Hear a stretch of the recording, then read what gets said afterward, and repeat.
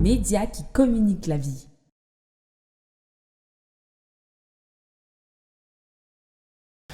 Je vous salue dans le précieux nom du Seigneur Jésus-Christ et je lui rends grâce pour cette autre occasion qui nous permet d'être ensemble aujourd'hui.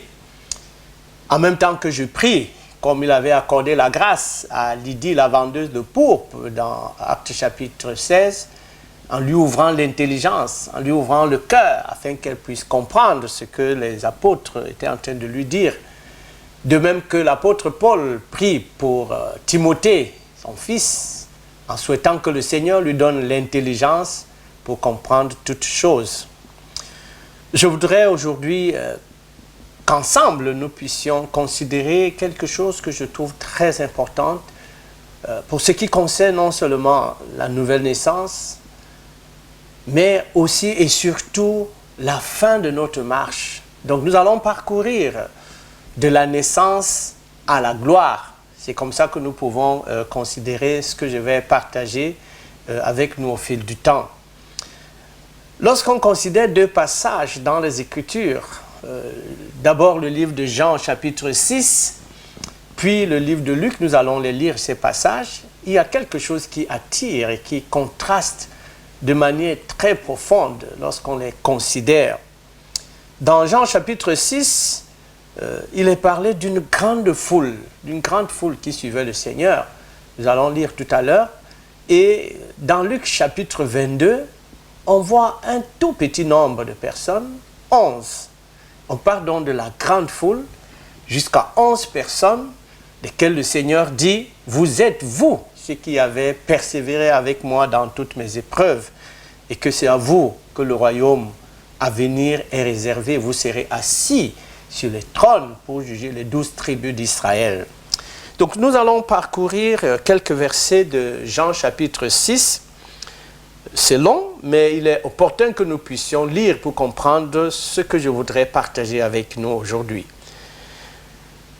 Jean chapitre 6, à partir du verset 1, il est écrit, « Après cela, Jésus s'en alla de l'autre côté de la mer de Galilée, de Tibériade. Une grande foule le suivait parce qu'elle voyait les miracles qu'il opérait sur les malades. Jésus monta sur la montagne et là il s'assit avec ses disciples. Or la Pâque était proche, la fête des Juifs. Ayant levé les yeux et voyant qu'une grande foule venait à lui, Jésus dit à Philippe, « Où achèterons-nous des pains pour que ces gens aient à manger ?»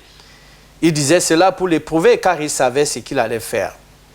Philippe lui répondit, « Les pains qu'on aurait pour 200 deniers ne suffiraient pas pour que chacun en reçût un peu. » Un des disciples, André, Simon, frère de Simon-Pierre, lui dit, « Il y a ici un jeune garçon qui a 5 pains d'orge et 2 poissons. Mais qu'est-ce que cela pour tant de gens ?» Jésus dit, « Faites-les asseoir. » Il y avait dans ce lieu beaucoup d'herbes. Ils s'assirent donc au nombre d'environ 5000 hommes. D'autres évangiles parlent de 5, sans compter les femmes et les enfants. 5000 hommes. Jésus prit les pains, rendit grâce et les distribua à ceux qui étaient assis. Il leur donna de même des poissons autant qu'ils en voulurent. Lorsqu'ils furent rassasiés, il dit à ses disciples, « Ramassez les morceaux qui restent, afin que rien ne se perde. » Ils les ramassèrent donc, et ils remplirent 12 paniers avec les morceaux qui restaient, des 5 pains d'orge, après que tous eurent mangé. Ces gens ayant vu le miracle que Jésus avait fait, disaient, « Celui-ci est vraiment le prophète qui doit venir dans le monde. » Et Jésus, sachant qu'ils allaient venir l'enlever pour le faire roi, se retira de nouveau sur la montagne, lui seul. Quand le soir fut venu, les disciples descendirent au bord de la mer. Étant montés dans une barque, ils traversaient la mer pour se rendre à Capernaum. Il faisait déjà nuit et Jésus ne les avait pas encore rejoints. Il soufflait un vent grand et la mer était agitée.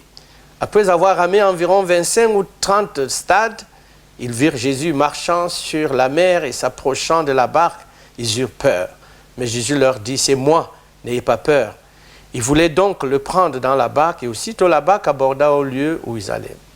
La foule qui était restée de l'autre côté de la mer avait remarqué qu'il ne se trouvait là qu'une seule barque et que Jésus n'était pas monté dans cette barque avec ses disciples, mais qu'il était parti seul. Le lendemain, comme d'autres barques étaient arrivées à Tibériade, près du lieu où ils avaient mangé le pain, après que le Seigneur eut rendu grâce, les gens de la foule, ayant vu que ni Jésus ni ses disciples n'étaient là, montèrent eux-mêmes dans ces barques et allèrent à Capernaum à la recherche de Jésus. Et l'ayant trouvé au-delà de la mer, ils lui dirent, « Rabbi, quand es-tu venu ici ?» Alors, verset 26, Jésus leur répondit, « En vérité, je vous le dis, vous me cherchez, non parce que vous avez vu des miracles, mais parce que vous avez mangé des pains et que vous avez été rassasiés. Travaillez, non pour la nourriture qui périt, mais pour celle qui subsiste pour la vie éternelle, et que le Fils de l'homme vous donnera, car c'est lui que le Père, que Dieu a marqué de son sceau. » Ils lui dirent, « Que ferons-nous pour faire les œuvres de Dieu ?» Jésus leur répondit, « L'œuvre de Dieu, c'est que vous croyez en celui qui l'a envoyé. » Donc il est question ici d'une grande foule de plus de 5000 personnes qui suivent le Seigneur Jésus-Christ. Et nous sommes pratiquement là au début du ministère du Seigneur Jésus-Christ. Et je voudrais maintenant que nous lisions dans Luc au chapitre 22 pour voir, après ces 3 années de son ministère, 3 années et demie de son ministère, quel est le nombre de ceux qui ont persévéré avec lui jusqu'à la fin. Donc dans le livre de Luc, chapitre 22, Luc chapitre 22, à partir du verset 28, nous lirons le chapitre 28, mais je rappelle ici le contexte, c'est effectivement vers la fin du ministère terrestre du Seigneur Jésus-Christ, et il doit célébrer la dernière Pâque, la fête des Juifs. Et à la fin, voici ce qu'il dit à ceux qui étaient, parce que Judas lui-même était déjà parti. Il dit donc à ses apôtres, ses disciples qui étaient là, donc normalement il ne restait que 11, « Vous êtes ceux qui avaient persévéré avec moi dans mes épreuves.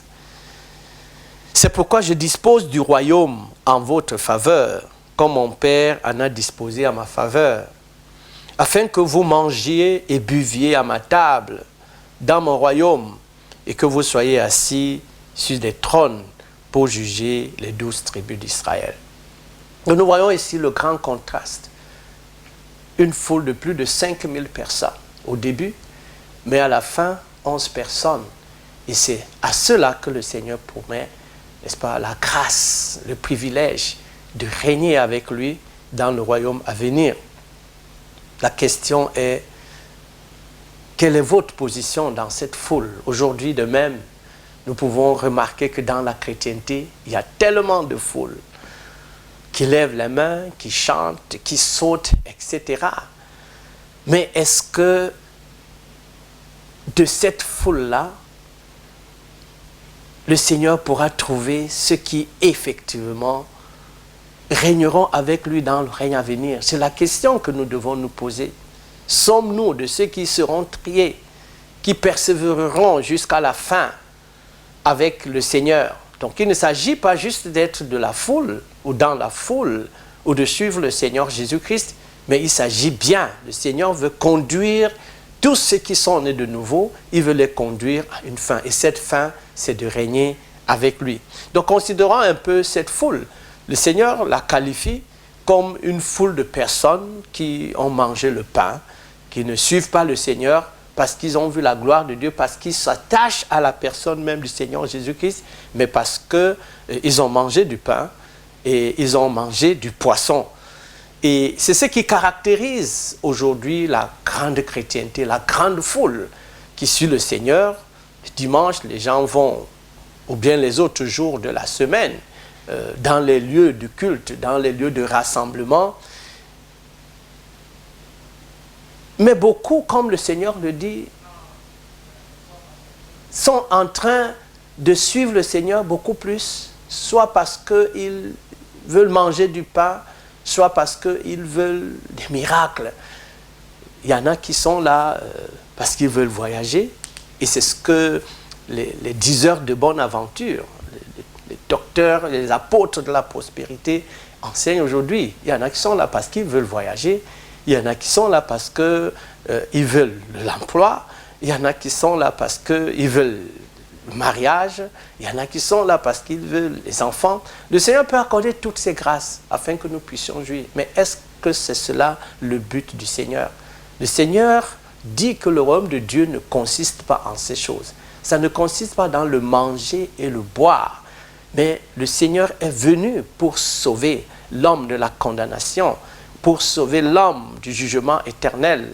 Et son but est que, l'ayant sauvé, il puisse régner avec lui dans le royaume à venir. Et nous verrons, nous avons considéré que de 5000 ou plus de 5000, il n'y a que 11 qui sont restés avec le Seigneur. Où sont partis tous les autres? Où sont partis tous les autres? C'est de cette question, n'est-ce pas, qu'il s'agit. Donc nous voulons considérer ici qu'il ne s'agit pas seulement d'être de la foule ou de croire qu'on a reçu le Seigneur Jésus-Christ, mais qu'on ait cette assurance, effectivement, même qu'on a reçu le Seigneur Jésus-Christ. Tu es dans la foule aujourd'hui, peut-être tu lèves les mains. Il y en a même qui peuvent parler en langue, qui peuvent faire beaucoup de choses. Mais est-ce que réellement le Seigneur te connaît? Le Seigneur vous connaît comme de ses disciples qui régneront avec lui.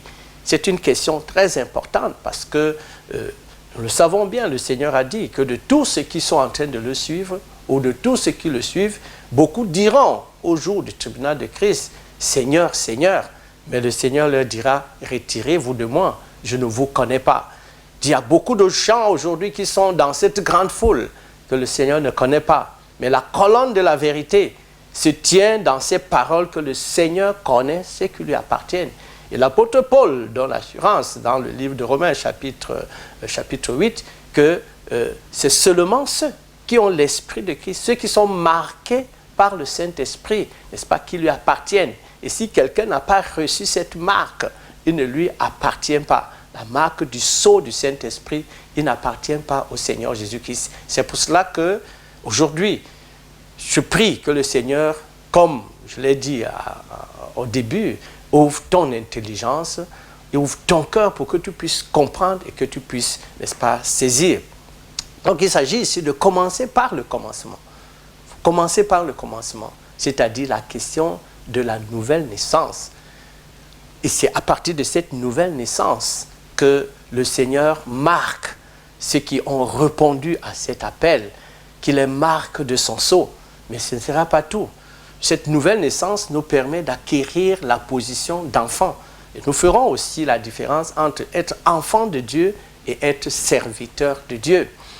Donc pour la première fois, cette expression de nouvelle naissance, c'est le Seigneur Jésus-Christ qui apporte, n'est-ce pas, cette notion.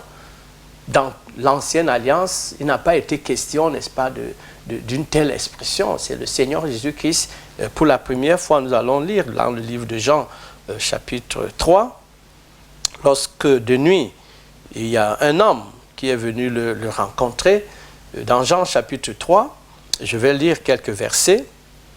Mais il y eut un homme d'entre les pharisiens nommé Nicodème, un chef des Juifs, qui vint lui auprès de Jésus de nuit et lui dit, Rabbi, nous savons que tu es un docteur venu de Dieu, car personne ne peut faire ces miracles que tu fais si Dieu n'est avec lui. Jésus lui répondit, en vérité, je te le dis, si un homme ne naît de nouveau, il ne peut voir le royaume de Dieu. C'est d'abord question ici même de voir. Nicodème lui dit, comment un homme peut-il naître quand il est vieux? Peut-il rentrer dans le sein de sa mère et naître? Jésus répondit, en vérité, je te le dis, si un homme ne naît de nouveau d'eau et d'esprit, il ne peut entrer dans le royaume de Dieu. D'abord, le Seigneur parle de voir, maintenant il parle d'entrer. Ce qui est chair, ce qui est né de la chair est chair, et ce qui est né de l'esprit est esprit. Ne t'étonne pas que je t'ai dit, il faut que vous naissiez de nouveau. Le vent souffle où il veut, tu en entends le bruit, mais tu ne sais d'où il vient, ni où il va. Il en est ainsi de tout homme qui est né de l'esprit. Nicodème lui dit, comment cela peut-il se faire? Jésus lui répondit, tu es le docteur d'Israël et tu ne sais pas ces choses. Tu es le docteur d'Israël et tu ne sais pas ces choses. Et c'est la situation de beaucoup de gens aujourd'hui qui ne savent pas, qui ne comprennent pas, mais qui sont dans la foule et qui ne savent pas qu'il faut naître de nouveau.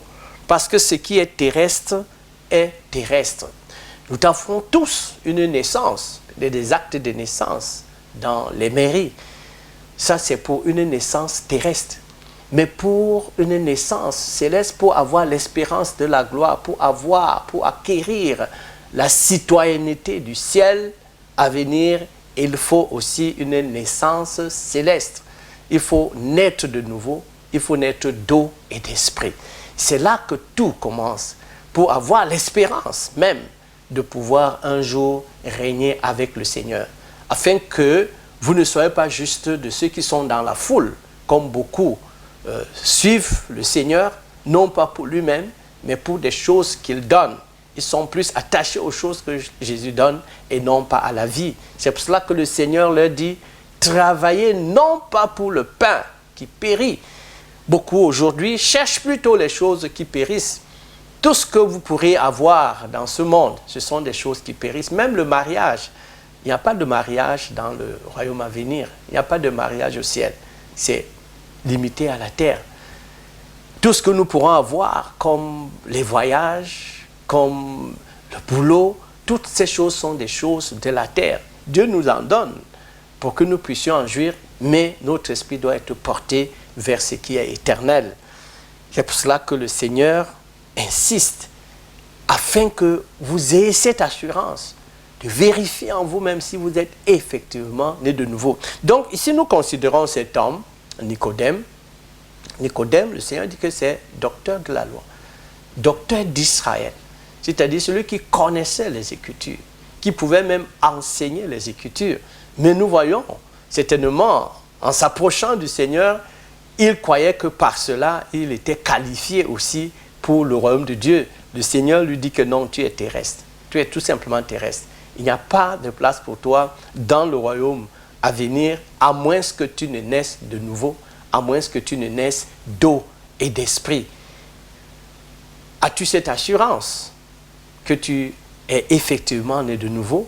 Nous allons parcourir les Écritures pour voir et comprendre ce que les Écritures en disent, afin que tu puisses vérifier dans ton cœur et que le Saint-Esprit t'aide à vérifier si effectivement tu n'es pas juste de la foule, mais que tu as reçu effectivement le Seigneur Jésus-Christ et que tu es né de nouveau. Donc, Nicodème rencontre le Seigneur de nuit. Et certainement en venant, ça pouvait être avec beaucoup d'assurance, comme il est docteur de la loi, comme il y en a beaucoup aujourd'hui, qui ont certainement fait le catéchisme, qui enseignent, il y en a qui se fassent prévaloir, que non, j'ai fait le catéchisme. Il y en a qui disent même que non, je suis chrétien, je suis né de nouveau parce que mon père est pasteur, parce que mon père est ancien. Mais je voudrais que nous puissions considérer Jean chapitre 1. Jean chapitre 1.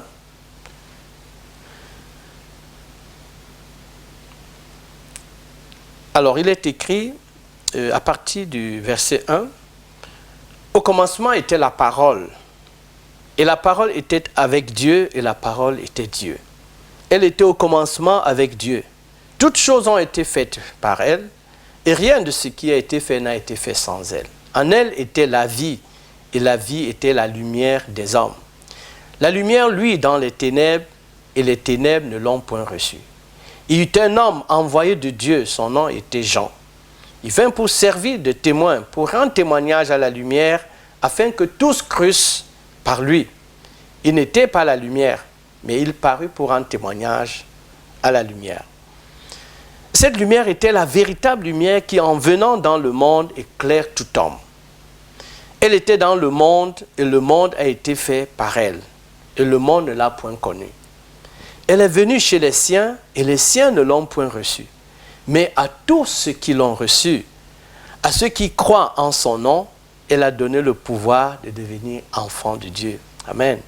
Lequel sont nés, non du sang, ni de la volonté de la chair, ni de la volonté de l'homme, mais de Dieu. C'est ici la clé et le clou. Lesquels sont nés non du sang, ni de la volonté de la chair, ni de la volonté de l'homme, mais de Dieu. Ceux qui sont nés de Dieu, ceux qui sont enfants de Dieu, ceux qui sont nés de nouveau, ce n'est pas par la volonté du sang. Lorsque le Seigneur s'adresse à Nicodème, à moins qu'un homme ne naisse de nouveau, il ne s'agit pas ici justement de la naissance selon la chair ou selon le sang ou par la volonté de l'homme, mais c'est une naissance d'en haut. C'est une naissance d'en haut. C'est pour cela que le Seigneur lui dit, ta naissance est terrestre. Il faut que tu naisses d'en haut.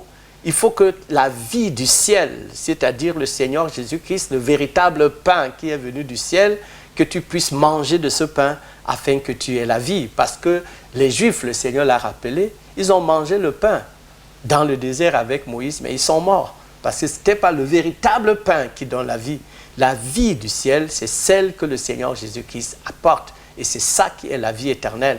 Et c'est cette vie du Seigneur Jésus-Christ aussi qui ouvre à la gloire et à la félicité éternelle. Et le Seigneur dit que ce n'est pas par le sang, par la volonté de la chair, ni par la volonté de l'homme, mais de Dieu.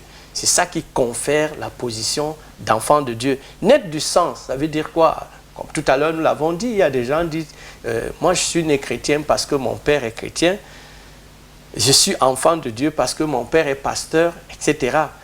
La nouvelle naissance n'est pas une question d'héritage selon le sang. Ça ne se transmet pas du père au fils. Donc ce n'est pas une question d'hérédité. C'est une question de recevoir le Seigneur Jésus-Christ lui-même, personnellement et individuellement.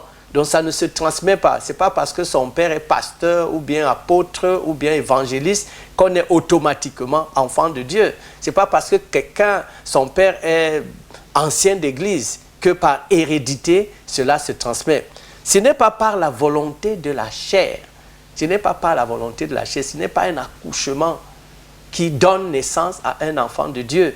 Non, ce n'est pas par sa propre volonté, n'est-ce pas, qu'on devient enfant de Dieu. Ce n'est pas par la volonté de l'homme. Nous connaissons, suivant l'histoire de l'Église, qu'il y eut un empereur romain qui avait déclaré que tous qui sont nés, n'est-ce pas, dans l'Empire romain sont des chrétiens. Et aujourd'hui, cette hérésie, ce mensonge du diable continue. Il y en a qui pensent que parce qu'ils sont, je ne sais pas moi, citoyens d'une certaine nation, de Rome, etc., alors ils sont enfants de Dieu. Ça, c'est naître selon la volonté de l'homme. C'est selon la volonté de l'homme. Ce n'est pas par un décret d'un empereur ou d'un roi qu'on devient enfant de Dieu, qu'on est de nouveau, mais cela vient d'en haut, cela vient du Père, c'est par la volonté du Père. Donc lorsque Nicodème rencontre le Seigneur Jésus-Christ, c'est pour la première fois qu'il est en face de telles paroles. Il était docteur de la loi, mais certainement en lisant l'Ancienne Alliance, il n'avait jamais rencontré une telle parole. Il faut que vous naissiez de nouveau. Donc cette nouvelle naissance, elle est d'en haut. Et c'est Dieu qui l'accomplit, c'est Dieu qui l'opère. C'est ce Dieu qui, par la bouche d'Ézéchiel, avait dit « Je vous donnerai un cœur nouveau, je vous donnerai un esprit nouveau. J'ôterai de votre corps le cœur de pierre pour vous donner un cœur de chair, pour vous donner un esprit nouveau qui fasse que vous puissiez aimer ma parole, que vous puissiez la pratiquer. » Donc c'est une opération divine, c'est une opération de Dieu. Ce n'est pas par la volonté de l'homme, ce n'est pas par la volonté de la chair, ce n'est pas par un décret humain, c'est une opération exclusive de Dieu qui permet et qui confère à quelqu'un cette position d'enfant de Dieu. Et comment est-ce que cela se passe de manière très pratique? De manière très pratique. Alors je voudrais que nous puissions lire dans le livre des Actes des Apôtres au chapitre 2 pour voir comment de manière pratique cela se passe et comment cela doit se passer. Alors je rappelle encore ici le contexte de Actes chapitre 2. C'était le jour où le Saint-Esprit est descendu sur ceux qui étaient dans la chambre haute, et ce que nous appelons communément le jour de la Pentecôte, où le Saint-Esprit est descendu. Et il y avait beaucoup de gens qui étaient venus à Jérusalem, les gens de toutes les nations, une grande multitude, et qui disaient que ces hommes qui étaient en train de parler en langue, c'est parce qu'ils étaient ivres. Alors, face à cette déclaration, l'apôtre Pierre s'est levé, il a pris la parole pour leur dire que non, ces gens ne sont pas ivres comme vous le supposez, car c'est la 3e heure, mais voici ce qui avait été dit par le prophète Joël. Alors, Pierre prend la parole pour parler, pour expliquer ce qui est effectivement en train de se passer sous leurs yeux. Et à la fin, la Bible dit que lorsqu'ils ont entendu le discours de Pierre, ils eurent le cœur vivement touché. Ils eurent le cœur vivement touché au verset 37, je suis toujours dans Acte 2. Après avoir entendu ce discours, ils eurent le cœur vivement touché. Et ils dirent à Pierre et aux autres apôtres, « Hommes frères, que ferons-nous? Hommes frères, que ferons-nous » Alors Pierre va leur expliquer comment cela se fait pour qu'on puisse effectivement naître de nouveau. Et c'est ce que je voudrais aussi que nous puissions considérer. Alors vous pourrez lire après le livre des Actes des Apôtres, le chapitre 2. Je voudrais que nous considérions d'abord ici cette foule. Là aussi, c'était une grande foule. La Bible dit que c'était surtout des Juifs qui étaient venus de toutes les nations parce que c'était à l'occasion de la fête de la Pâque. Et après, n'est-ce pas, il y en a qui ont attendu le temps de la Pentecôte. Et le Saint-Esprit est effectivement descendu ce jour. Et l'apôtre Paul, l'apôtre Pierre, autant pour moi, prend donc la parole pour leur expliquer ce qui se passe. Et cette foule, la Bible dit qu'ils étaient venus, ces hommes de toutes les nations, les Juifs, ils étaient venus à Jérusalem pour adorer. C'était des gens qui étaient venus à Jérusalem pour adorer à l'occasion de la fête de Pâques. Et c'est cette même foule aussi aujourd'hui qui, chaque jour, ou bien peut-être les dimanches, les gens disent « nous allons adorer ».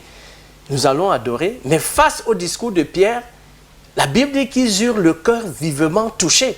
Donc chacun est en train de découvrir la réalité de ce qu'il est.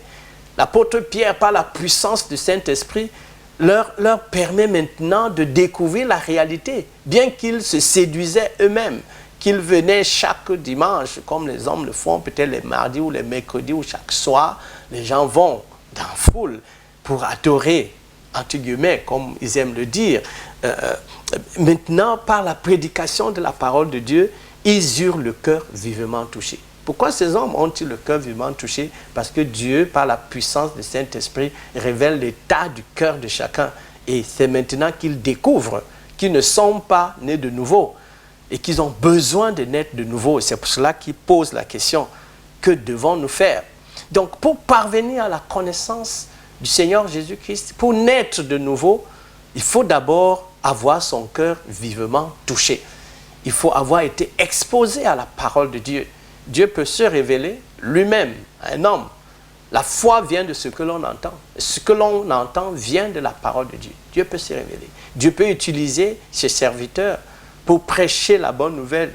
Nous l'entendons aujourd'hui par les médias. On peut la lire par un traité. On peut la lire par une Bible qu'on a offerte. Mais il faut que le Saint-Esprit lui-même opère, n'est-ce pas, cette conviction pour qu'on soit vivement touché. Donc chacun réalise qu'il est pécheur, qu'il est perdu, malgré le fait que peut-être il pouvait venir à Jérusalem pour adorer. Et quand ils ont eu le cœur vivement touché, ils ont posé la question, que devons-nous faire? C'est là le starting point. C'est là qu'il faut commencer. Que devons-nous faire? Alors Pierre répond, repentez-vous. Repentez-vous. Ça, c'est la première étape. Le mot repentance contient en lui-même à peu près 2 ou 3 mouvements. Se repentir. C'est d'abord avoir le cœur vivement touché. On ne se repent que parce qu'on a eu son cœur vivement touché. Il ne s'agit pas ici d'un remords. Pas un remords. Mais il s'agit ici du Saint-Esprit qui convainc l'homme de péché, de justice et de jugement. Il s'agit ici de l'opération du Saint-Esprit qui convainc l'homme que tous ont péché et sont privés de la gloire de Dieu. La Bible parle de tous. Il n'y a personne qui soit juste. Il n'y a personne qui soit né juste. Il n'y a personne qui soit né chrétien.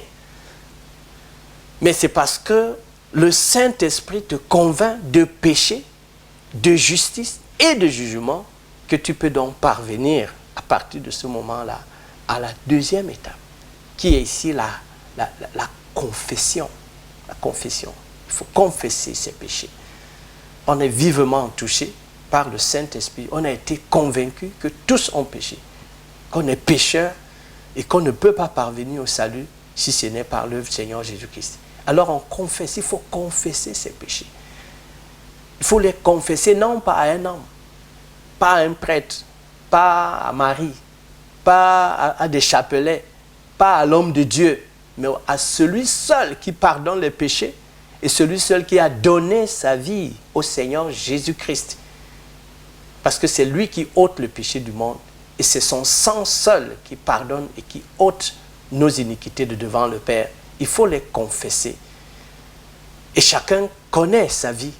Chacun sait comment il a marché. La Bible dit qu'aucune créature n'est cachée devant celui à qui nous aurons des comptes à rendre. Dans Hébreux chapitre 4. Aucune créature. Donc ça ne sert à rien de cacher ses péchés. Même si tu voulais les plonger au fond de la mer, David dit que l'Esprit de Dieu va flâner. Même si tu dis que les ténèbres t'entourent, les ténèbres vont devenir lumière. Donc il n'y a rien qu'on peut cacher aux yeux de l'Éternel. Tout est nu et découvert aux yeux de celui à qui nous aurons des comptes à rendre. Donc il faut confesser ses péchés. Il faut les confesser parce que le Saint-Esprit, lorsque effectivement nous le laissons nous convaincre, nous ramène, nous rappelle notre marche, nous devons confesser. C'est ce que Zachée a fait. Lorsque le Seigneur dit « je veux entrer dans ta maison » et que le Seigneur est entré dans cette maison, Zachée s'est mis lui-même à se confesser. J'ai fait ci, j'ai fait ci, j'ai fait ci, voici ce que je vais faire. Et ça, c'est ce que le Saint-Esprit fait. Lorsqu'il se tient à la porte de ton cœur et qu'il frappe et que tu ouvres, il te convainc de péché. Il faut confesser ces péchés. Il faut les confesser et prendre la décision de les abandonner.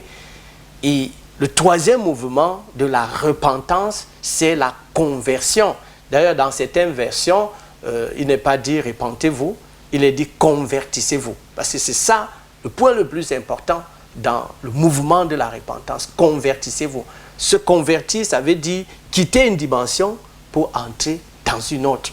Prendre la décision que dès aujourd'hui, j'ai abandonné le monde pour suivre le Seigneur Jésus-Christ. Et c'est à ce moment que Dieu scelle de son sceau, il scelle du Saint-Esprit et qu'il reconnaît celui-là comme étant son enfant, comme étant enfant de Dieu. Et en ce moment, on est né de nouveau. Gloire à Dieu pour l'œuvre que le Seigneur Jésus-Christ a accomplie. Gloire à Dieu pour ce qu'il a donné sa vie afin qu'il se tienne maintenant en notre faveur devant le Père et que son sang ôte le péché et les iniquités de chacun de nous devant sa face. Quand cela est donc effectivement accompli, on s'assure qu'effectivement on a reçu le témoignage, Dieu met dans son sceau et à partir de ce moment, il reconnaît celui-là comme enfant de Dieu. Il n'est plus juste quelqu'un qui suit à la foule, il n'est plus juste quelqu'un qui croit par le sang ou par la décision des hommes ou par la décision de la chair, mais Dieu le reconnaît comme son enfant. Et c'est là que commence toute chose, la vie nouvelle. C'est là que commence la vie nouvelle et la marche avec le Seigneur Jésus-Christ. Et lorsque nous restons toujours dans ce passage de Actes chapitre 2, et nous voyons donc qu'il est écrit que car la promesse est pour vous et pour vos enfants et pour tous ceux qui sont au loin, en aussi grand nombre que le Seigneur notre Dieu les appellera. Et par plusieurs autres paroles, il les conjurait et les exhortait disant « Sauvez-vous de cette génération perverse ».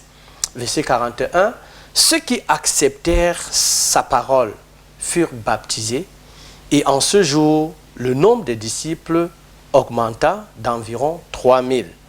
Ils persévéraient dans l'enseignement des apôtres, dans la communion fraternelle, dans la fraction du pain, dans les prières. Et cela, nous allons partager, n'est-ce pas, dans une autre occasion, parce qu'à partir de la naissance, il faut maintenant, comme nous voyons ici, persévérer dans ces choses. Nous allons parler du baptême, comment il doit être administré, Qu'est-ce qui signifie? Qu'est-ce que cela signifie de persévérer dans la prière, dans la communion fraternelle et dans la rupture du pain? Que le Seigneur vous bénisse et qu'il ouvre votre intelligence, qu'il ouvre votre cœur, afin qu'aujourd'hui, si c'est aujourd'hui, vous puissiez être sondé par le Saint-Esprit, afin qu'il rende témoignage, parce que c'est ce que fait le Saint-Esprit aussi.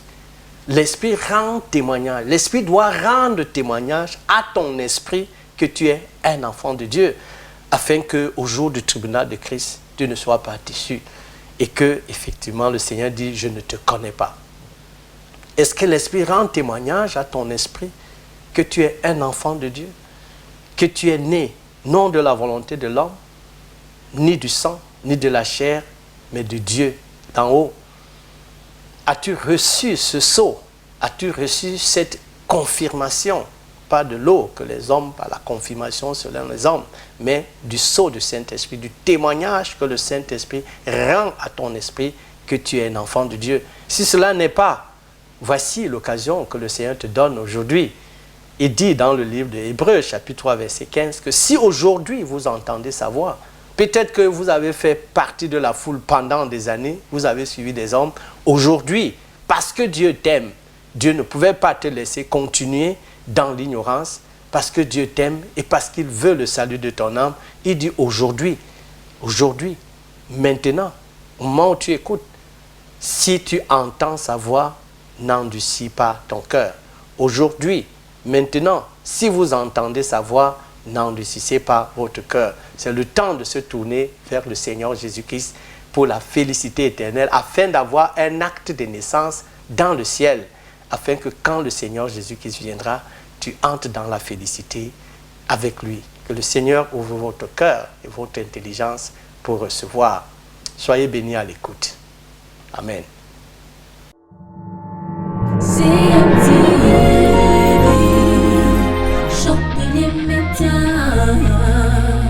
Média qui communique la vie.